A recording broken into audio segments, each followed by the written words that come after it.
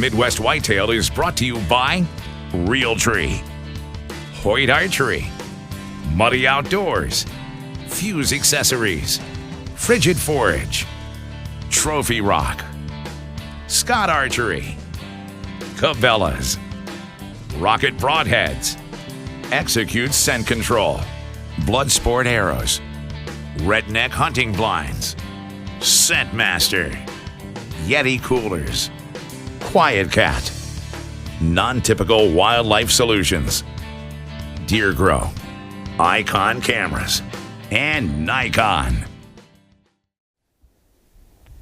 Welcome to Midwest Whitetail. On today's episode, I'm going to continue on the theme that we've started now, looking at the terrain and the cover features on a property and determining how the deer are going to be influenced by those features, and then how that can help us to become more effective deer hunters. Today, I'm going to dive deeper into a subject that I started on last week, and that's how the wind changes as it flows over the terrain. There's a lot to this. I got a few questions in to ask Winky about it, and I realized that this is actually kind of an enjoyable topic to cover because it's not something that gets beat to death in all the magazines, and it's not something that we've talked about a lot on the show. So there should be some fresh material here that maybe you haven't really thought about that much. I also want to show you one more terrain feature on the topo maps. I wanted to, and I've looked at the whole farm and I cannot find a saddle on the whole property. But I'm going to show you on the contour map, on the contour lines on the topo map, what a saddle would look like if we had one here, because that's another terrain feature that if you've got them, they can be really effective hunting spots. And I've hunted a number of them over the years on different properties. Basically, it's a dip in a ridge line, and the deer will pour through those. It allows them to get from one side of the ridge to the other without having to cross over the highest part, and it also allows them to stay off the skyline a little bit easier by following that little dip in the ridge line. You know, obviously you can walk every ridge and you can see if there's a dip, or hopefully I can show you on here what they would look like on a topo map if I had one here. So let's do that first. Let's talk about saddles, and I'm just going to zoom in on one of these ridges and show you the contour lines that I've got, and then show you what they would look like if there was a saddle there. I'm just going to pick this ridge that's right in front of me here, and what you end up with when you've got a saddle is an isolated circle of a contour line. So you'll have the contour line along the ridge, then you'll have a gap, then you'll have a circle a little ways away from it. And what that means is you've got a dip in between. The circle is the high point. Sometimes it's not even a circle. Sometimes it's two ovals that don't quite meet. So you got this contour line coming in from this side, the same elevation coming in from the other side, but they don't meet because there's the dip in between.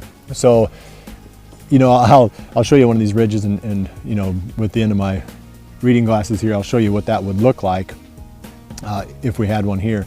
Okay, so I've got a contour line you can see that's making a turn on the top of this ridge.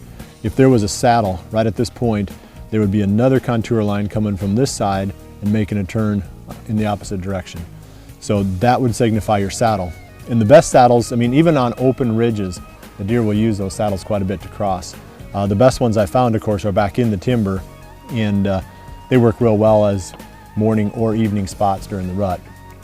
So that's kind of our terrain feature of the week. Now I'm gonna go for a little walk here, and I'll show you on this topo map where we're going, and we're gonna talk about the wind back on this ridge.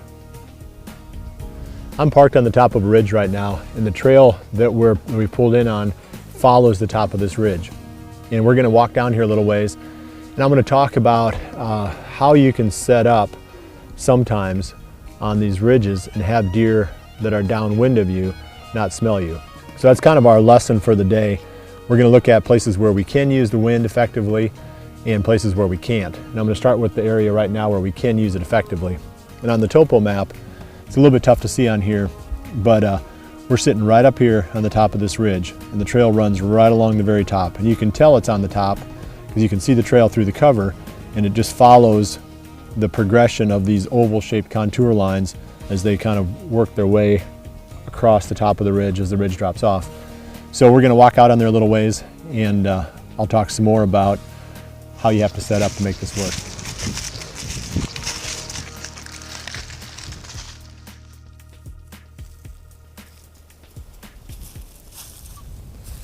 It's funny that we're talking about saddles back at the truck. I didn't realize without seeing it on the contour lines that there was a little saddle here. And ironically, this is the spot where we were going to come to and talk about a stand on a ridge.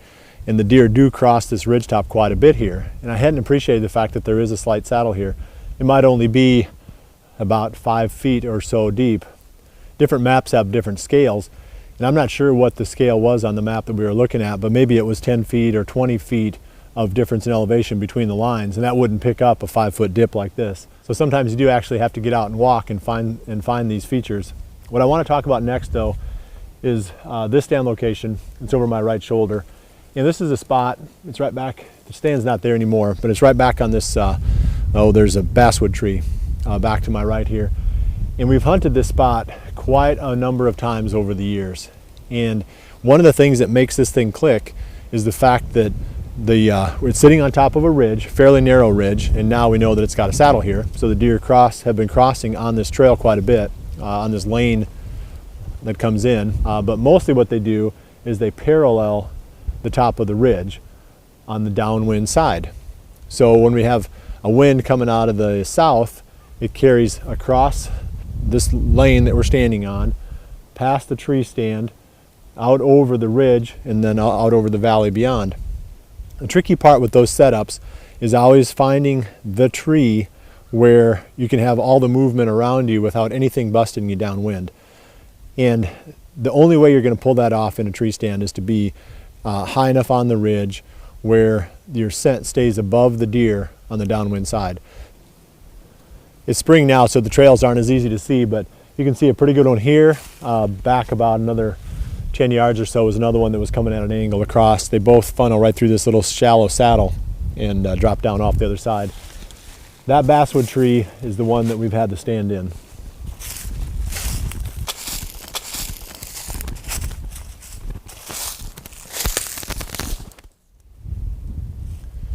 We were about 20, gosh, I can see the tree step up there that held the bow for a bow holder, probably about 22 feet up, I'd guess, somewhere in the low 20s.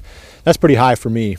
But this was the spot. We took it down because it had been up for a long time and I didn't feel like it was safe anymore. So I got the stands out and took the climbing sticks out. We'll probably put another one back up in here before fall. Another 20 yards down, there's a nice trail that cuts along the side hill.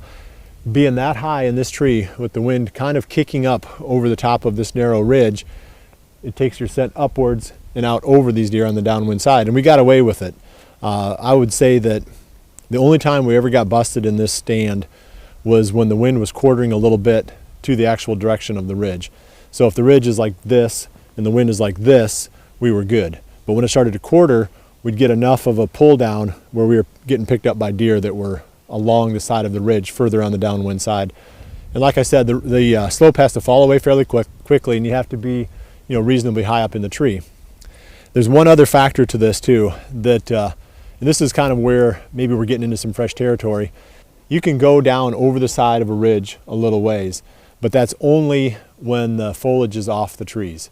Because when you've got the wind blowing over the top of the ridge like this, you have dead air when you've got a lot of cover. When there's a lot of leaves on the trees. So that's that same thing we talked about last week that pulls the wind down in. So you're going to get swirling here when there's a lot of leaves on the trees. So keep that in mind. I mean, some of this stuff only works later in the season when you get maybe into November and some of those time frames, because you don't have that effect of sucking the air down to the ground. It blows right on through. So then all you really have to be is above the top of the ridge. The tree doesn't have to be above the top of the ridge. Where you're at in the tree has to be above the top of the ridge. And that way the scent is still, the wind is still coming across fairly undisturbed, because there's not a lot of cover to slow it down. Maybe I'm making it more difficult than what it is, but when the cover's gone, when the leaves are gone, you can drop over the ridge just a little bit more, and you don't have the effect of the scent being pulled to the ground. So sometimes you have to do that, because sometimes the trail that you want to hunt is a little bit further down, and it may not be as convenient as this one where we're within 15 yards of the top of the ridge. We might have had to drop off another 15 yards, and as it starts to fall away, that would move us lower and lower, meaning that it'd be more difficult to get our scent to go over the tops of the deer that are on the downwind side. That's what I wanted to cover here. I think that's the main point on the ridges. I like ridges, and I'll go out of my way to find any spot where I can hunt on a ridge because of these reasons. You've got a lot more consistent wind flow. We know that when there's not a lot of cover on the trees, our scent is going to blow in a consistent way.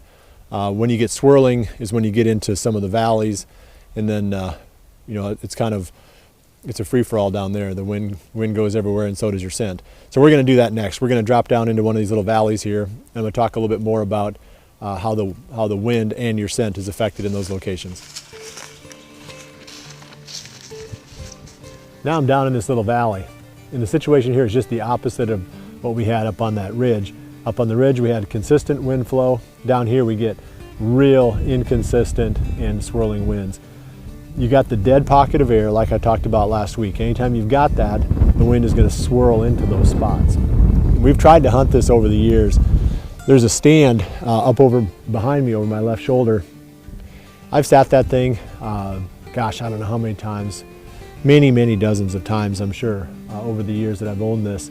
I've never killed a buck out of there. I've had a few reasonable close encounters, but this valley is always so attractive to me because there's so much sign down here. It's right in the middle of the farm. Heck, this is where the double G4 buck was living all the time. I mean, we were getting pictures of him crossing. There's a little tube over here that the deer used to go from, or that we used to go from one little small field to the other when we're doing the farming here. And the deer used that as a trail. So he was down here in daylight all the time. Couldn't even come down here and hunt him. But that's because of the swirling winds. So I've tried it a couple of different times, and I'll tell you what I've done that's failed, and hopefully that'll give you at least the benefit of my experience without you having to learn it the hard way. So the stand is over my left shoulder. I tried to hunt it with the wind coming at a 45-degree angle across the valley. We know that when it's blowing straight across the valley that you're going to get a lot of swirling down into that pocket of dead air. So I thought, well, maybe you get a little bit of hope if it's more or less blowing with the valley. The valley makes a little turn there. The wind can come along and push our scent up and up onto that ridge back into the left of the stand. The problem with that was it did work. I mean, we were able to see deer out in these fields, but you still have deer that are downwind of you picking you up on that next ridge over. So there's no good solution for hunting out of a tree stand down in a valley. No matter what you do, you're going to have some issue with the wind swirl. The only hope you've got is if there's no wind at all, completely dead, then the thermals are going to give you a pretty smooth airflow.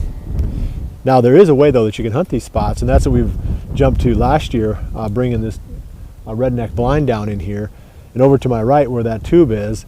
It feels like we should be shooting fish in a barrel there, but as it's turned out, we've had a couple hunts in there last season and we didn't see any shooters down in here, and not a whole lot of deer either for whatever reason. But we've got that redneck blind now right on that trail, right where we made that crossing, where that tube goes across the ditch. The deer just funnel through there like crazy. I mean, that's where everything that comes down this valley, it winds up going through that little crossing right there. And we can get in that redneck blind, we can close the windows, and we can keep, for the most part, our scent contained. We're not suffocating in there, so some air must be coming in and out, but I think it's so minimal compared to the amount of wind that's blowing past that very little scent is actually getting out where the deer can smell it.